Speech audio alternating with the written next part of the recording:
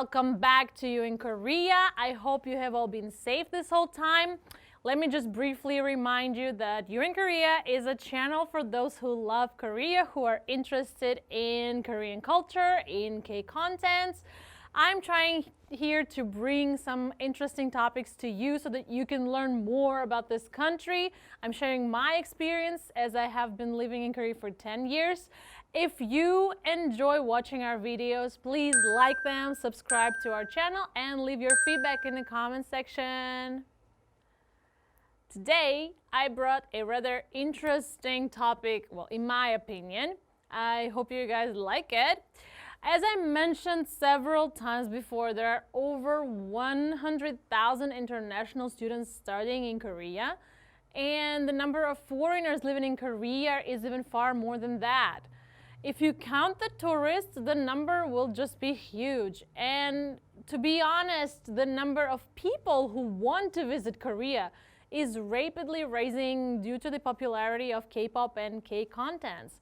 How about you? Do you want to visit Korea someday? I'm sure you do. Well, if you do, stay tuned because this video is for you.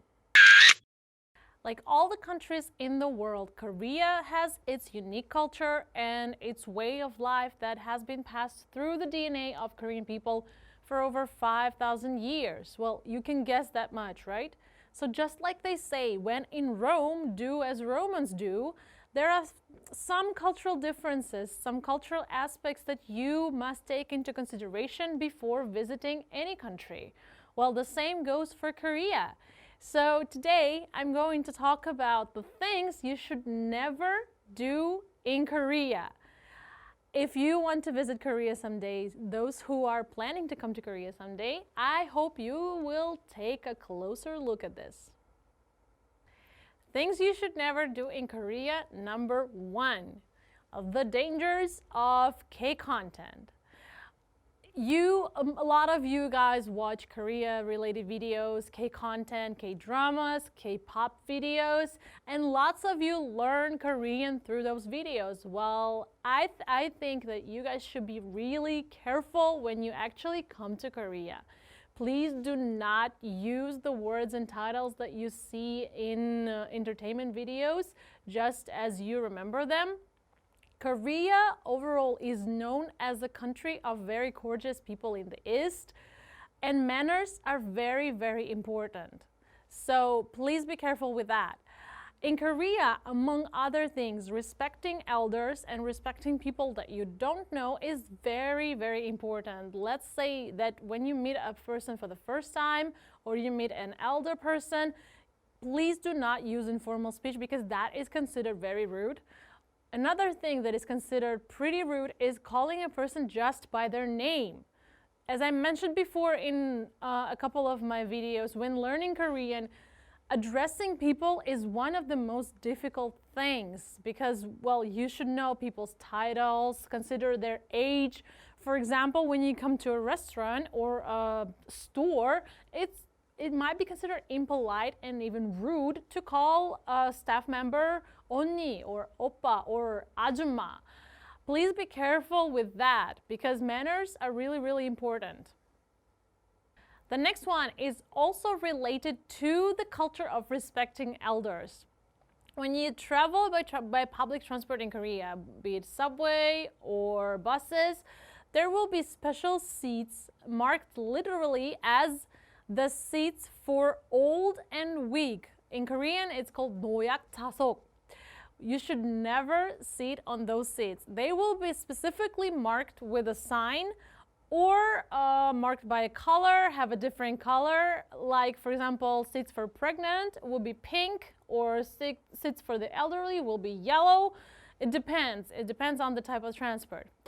Even if you are sitting in a seat that is not marked for elderly, for weak, if you see a grandpa or grandma standing up in front of you, they will be expecting you to give them your seat. You will be expected to give them your seat because it's the type of manner in Korea.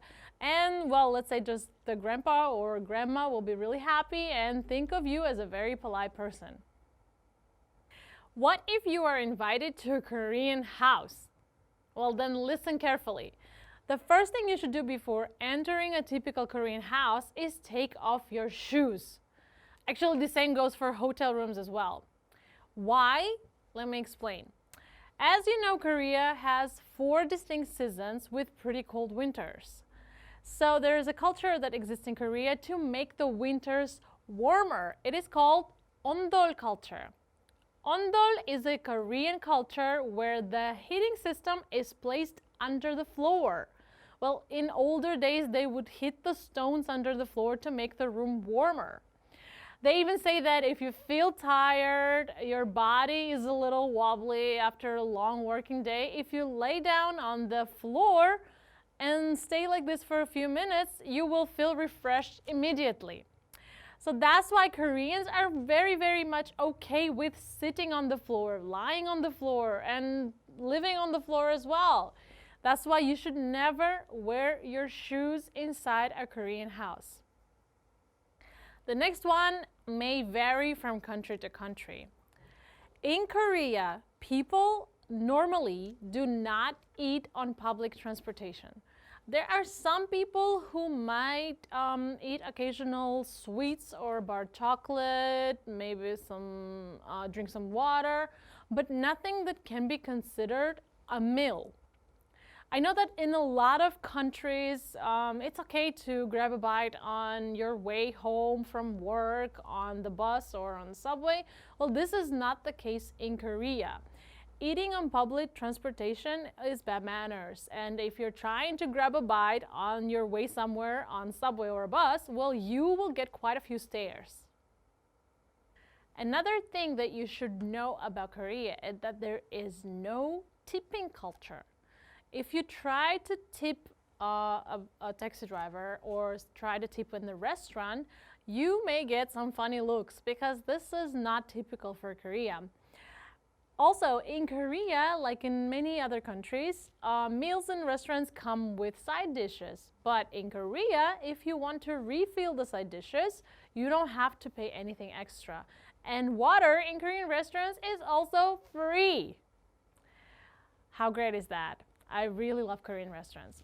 Another thing that goes not just for restaurants, but also any kind of other situations with service-related situations, a lot of foreigners get confused when they come to Korea because, well, Koreans, when they see a lost foreigner, they naturally want to help, and even though they don't speak English, they try to use English to help you.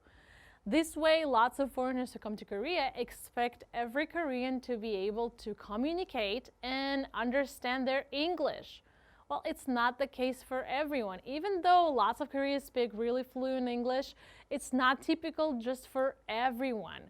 So please do not demand from anyone to speak or explain something to you in English. I've seen so many struggling Koreans when the foreigners they are trying to help are being a little bit angry, frustrated because they would not understand what they're talking because they're speaking really fast and sometimes their English is too complicated for the Korean person.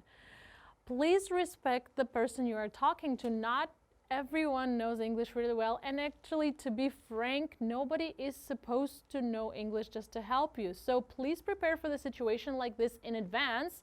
If you learn a few phrases in Korean or install 1 or 2 translation apps on your phone, you will feel more comfortable and the person you're talking to will feel more comfortable. Remember, manners are really, really important in Korea. I will finish with one more very important thing. So today we were talking about things you should not do in Korea, and frankly speaking, if you make a little mistake and apologize, they would just smile at you and let it go. But there are some very serious issues, and one of them is the problem of the rising sun flag. The similar pattern as in the rising sun flag is commonly used in designs for clothes, accessories, and so on. And if you ask a Korean person about their opinion on this, they would say that this should not happen. Why?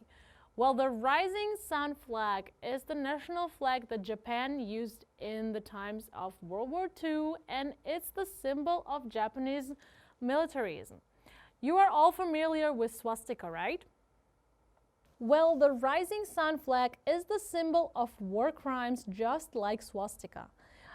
What would happen if someone displayed a swastika recklessly in front of thousands of people from different countries who lost their lives and lost their homes in a war?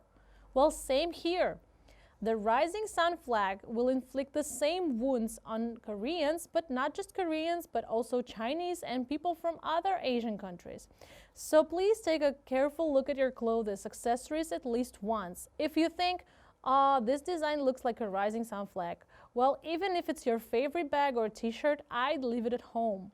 Wearing it may be considered great disrespect for Korea and other Asian countries, and you might unintentionally but hurt some people. Okay guys, so that's it for today's video. Today we talked about things you should not do in Korea.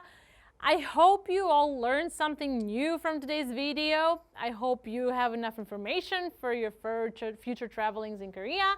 I know it's not really easy to travel these days due to COVID, but if you like Korean drama, Korean contents, if you enjoy listening to K-pop, please visit Korea someday because it's an incredible country, and seriously, it's beyond your imagination how great this journey can be.